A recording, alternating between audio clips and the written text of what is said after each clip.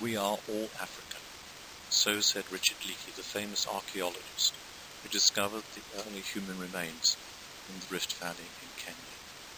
Between 5 and 10 million years ago, the face of the earth opened in Africa and the Rift Valley was formed. 2.5 million years ago, our ancestors stood up and walked out across the world. These are the ancient homelands, and those who live there now are our long-lost ancestors. Today, the occupiers of the Rift Valley in this part of Kenya are predominantly of the Maasai tribe. As the dawning sun climbs over the high edges of the ridge, children scurry from their homes to primary school in Namuncha. From as far as 5 kilometers, they come carrying their school bags, a food bowl, and on their way they collect a stick. Many come for a 7 a.m. start to do their prep, the homework that they cannot do in their manyatas, their homes. These dwellings do not have light, and the air is full of smoke from the cooking fire. As 8 a.m. approaches, the latecomers hurry up to line up as the teacher of the week oversees the unfurling of the national flag and the singing of the national anthem. There are 8 stone-built classrooms. And a small administrative area for teachers and the school board. So popular is Namuncha School, the preschool class and an overfill of Class 8 are using the old iron hut, the first school building set up in 2006, seen on the left. Here are the preschool children leaning out of the window, and here the children of overflow of Class 8.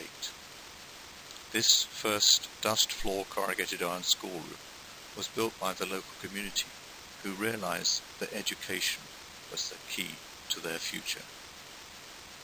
Initially they funded their own teachers, and these have been supplemented since registration by the government.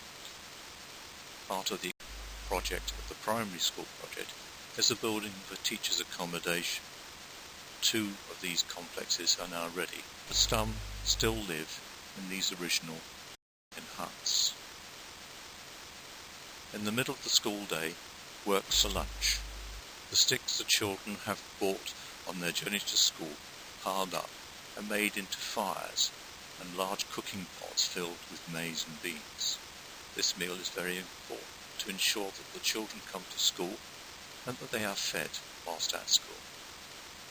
The school employs local mothers to undertake the cooking in this open-air kitchen.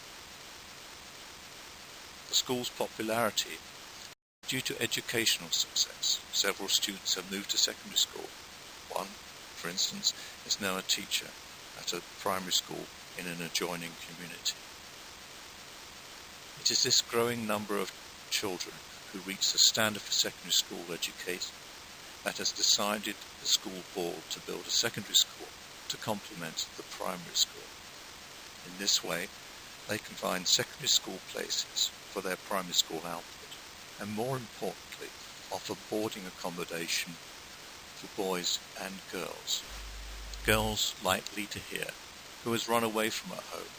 She needs boarding accommodation to allow her to continue her education.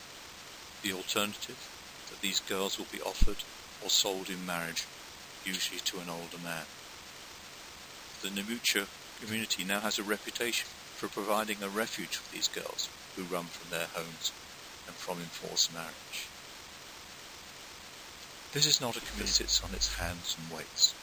They have established the plot, drawn up the plans, started delivering the stones from their own quarry, established the water supply, and in the meantime have commandeered a community resource centre as a classroom for the first 11 students in the secondary school.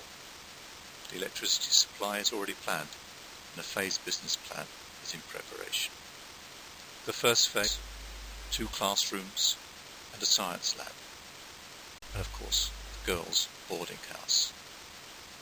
Then is the Namuncha Secondary School project.